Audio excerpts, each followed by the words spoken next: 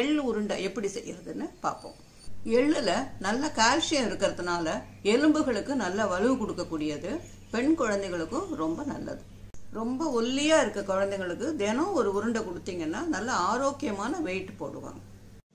ஒரு பங்கு எள்ளு, கருப்பு எள்ளு எடுத்துக்கோங்க. 1/4 பங்கு பொட்டுக்கடலை.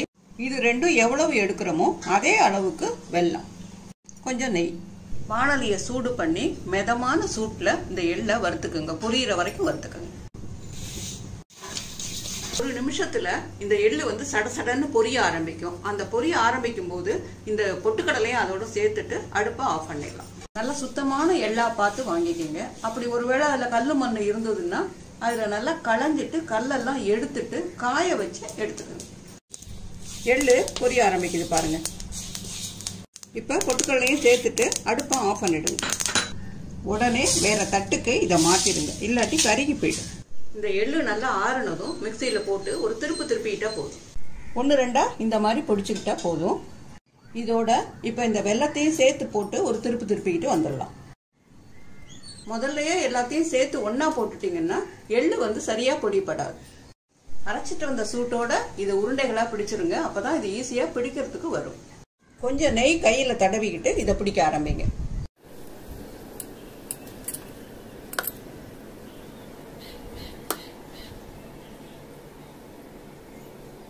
எந்த அளவுல வேணுமோ அந்த அளவுல உருண்டைகளா பிடிச்சுக்கங்க.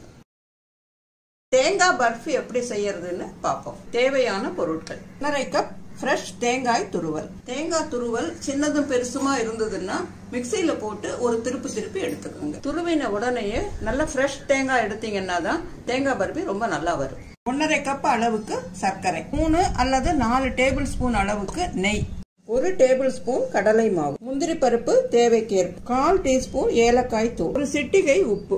இப்ப 1 ஸ்பூன் நெய் விடலாம். முந்திரி பருப்பை இதுல போட்டு வறுத்துக்கலாம். பொன்னிறமா வறுபட்டதும் எடுத்து தனியா வச்சுக்கோங்க. அந்த நெய்யில தேங்காய் துருவலை கொட்டிக்கோங்க. கடலை மாவு, அந்த கடலை மாவோட பச்சை வாசனை போறதுக்காக ஒரு 2 செகண்ட்ஸ் அதை வறுத்துக்கலாம்.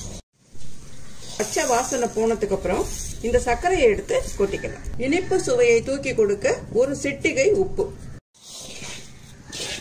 கம்மி ஹீட்ல வச்சு கிளறிக்கிட்டே இருந்தோம்னா அந்த சர்க்கரை நல்லா உருகி வந்துடும். இந்த மாதிரி சர்க்கரை நல்லா உருகி இளகி வரும். எந்த தட்டுல கொட்ட போறீங்களோ அதுல நெய் தடவி ரெடியா வச்சுக்கோங்க.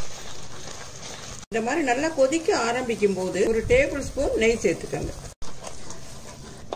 கிளற லேசா பூத்து வர ஆரம்பிக்குது. கைவிடாம கிளறிக்கிட்டே இருக்கணும், இல்லாட்டி அடி பிடிச்சிடும். தேவைன்னா 1-2 ஸ்பூன் நெய் விட்டுக்கோங்க. பூத்து வருது பாருங்க நல்லா. இப்போ இந்த ஸ்டேஜ்ல 1 டேபிள் ஸ்பூன் நெய் விட்டுக்கோங்க. இங்க பாருங்க நல்லா பூத்து வாணலையில ஒட்டாம சுருண்டு வருது பாருங்க. இந்த ஸ்டேஜ்ல எடுத்து நம்ம நெய் தடவின தாம்பாளத்துல இத கொட்டிடலாம். இப்போ 1/4 ஸ்பூன் அளவுக்கு ஏலக்காய் பொடி சேர்த்துக்கோங்க. 1 ஸ்பூனை வச்சு நல்லா இப்படி செட் பண்ணி விடுங்க. இதை வறுத்து வச்ச முந்திரிய இது மேல தூவிக்கலாம். கொஞ்சம் இறுக ஆரம்பிச்ச உடனே துண்டுகள் போடலாம்.